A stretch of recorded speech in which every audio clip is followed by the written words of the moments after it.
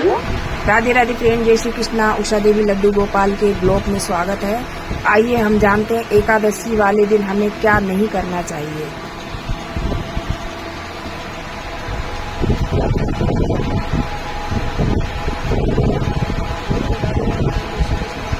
लड्डू गोपाल के एक नए ब्लॉग में आप लोगों का स्वागत है। तो फ्रेंड, आज है अपराध एकादशी। अपरा एकादशी को क्या करना चाहिए, क्या नहीं करना चाहिए, तो हम आपको बताएंगे।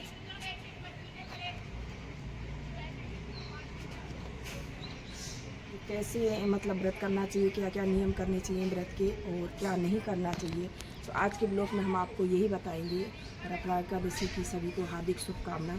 अपरा एकादशी की केवल नहीं, हर एकादशी को क्या करना चाहिए, क्या नहीं करना चाहिए, तो आप लोगों को हम बताएंगे। और आज का ब्लॉग आप ज़रूर देखिएगा और कैसा लगा हमारा ब्लॉग भी कमेंट भी कीजिएगा आप लोग।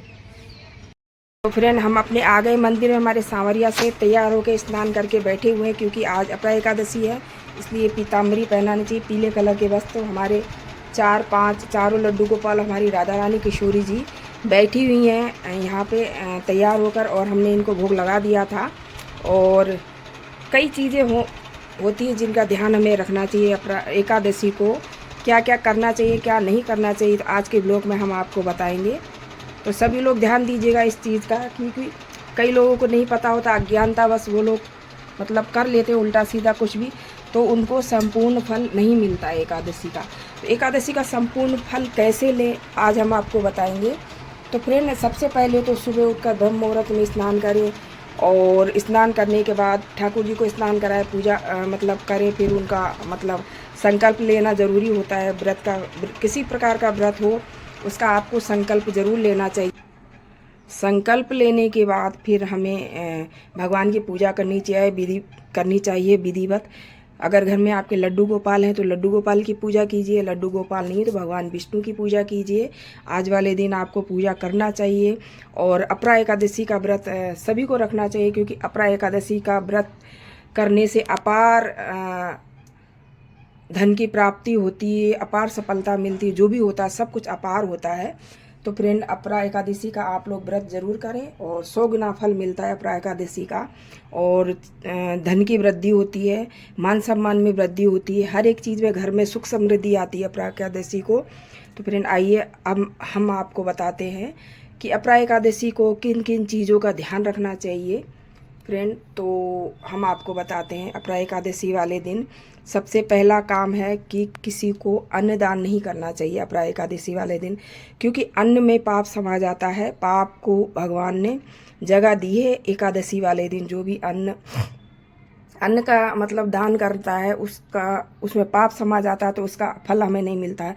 दूसरा चीज़, जो भी व्रत करता है उसको अन्न ग्रहण नहीं करना चाहिए, उस दिन अन्न का त्याग करना चाहिए।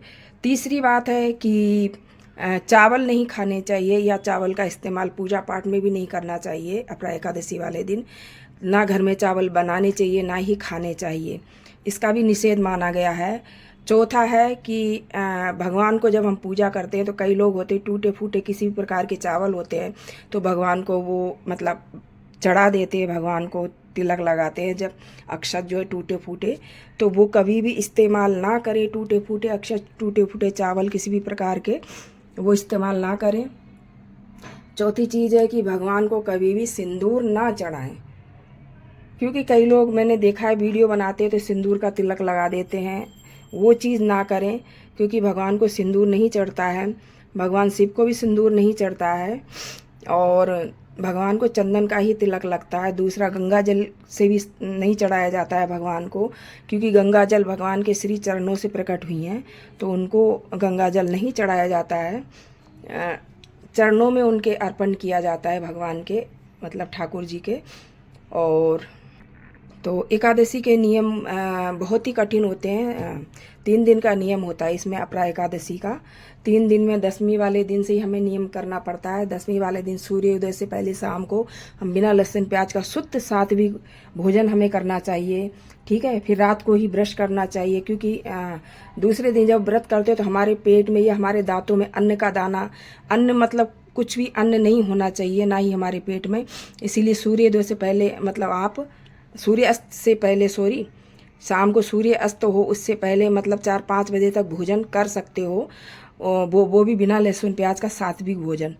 फिर उसके बाद हमें रात को उसी दिन दांतों में ब्रश भी कर लेना चाहिए, ताकि दांतों में कोई अन्न का कीटाणु मतलब अंश ना फंसा रह जाए। ठीक है, उसके बाद जो है फिर बाद में स्नान वगैरह ब्रह्म मुहूर्त में स्नान करके सबसे पहले सूर्यदेव को जल अर्पण करना चाहिए। उसके बाद भगवान की पूजा पाठ नियमित रूप से जो मतलब होती है उसी प्रकार से करनी चाहिए। और उस दिन भगवान को पीले वस्त्र धारण करवाने चाहिए। हो सके तो आप भी पीले वस्त्र पहन कर ही भगवान की पूजा करें। लड्डू गोपाल या भगवान विष्णु जो भी हैं, भगवान विष्णु और भगवान भोलेनाथ की भी पूजा करनी चाहिए उस दिन। भगवान शंकर की शिवलिंग की मंदिर में जाकर भी पूजा अवश्य करें। और तो फ्रेंड, ये थी मेरी कोशिश, आज की छोटी सी एक कोशिश थी।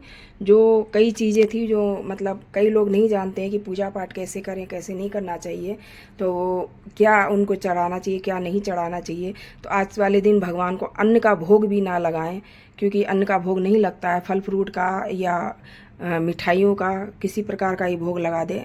लेकिन लड्डू गोपाल को अब एकादशी वाले दिन, भगवान विष्णु को मतलब किसी भी भगवान को अन्न का भोग आज वाले दिन ना लगाएं, क्योंकि एकादशी का व्रत सभी भगवान करते हैं। भगवान विष्णु ठाकुर जी, लड्डू गोपाल जो भी हैं, जिस स्वरूप में हमारे घर में विराजमान है, वो एकादशी का व्रत करते हैं। तो उस दिन जो है अन्न का भोग आप ना लगाएं। दूध से बनी मिठाइयों का, फल फ्रूट का, इनका भोग आप लगा सकते हैं आराम से। तो फिर आज की मेरी जो भी कोशिश थी, जो भी मुझे जानकारी थी, वो मैंने आपके साथ शेयर की है। हमारा वीडियो आपको कैसा लगा प्लीज़ कमेंट करके बताइएगा। और सबको अपरा एकादशी के हार्दिक शुभकामनाएं। राधे राधे, जय श्री कृष्णा।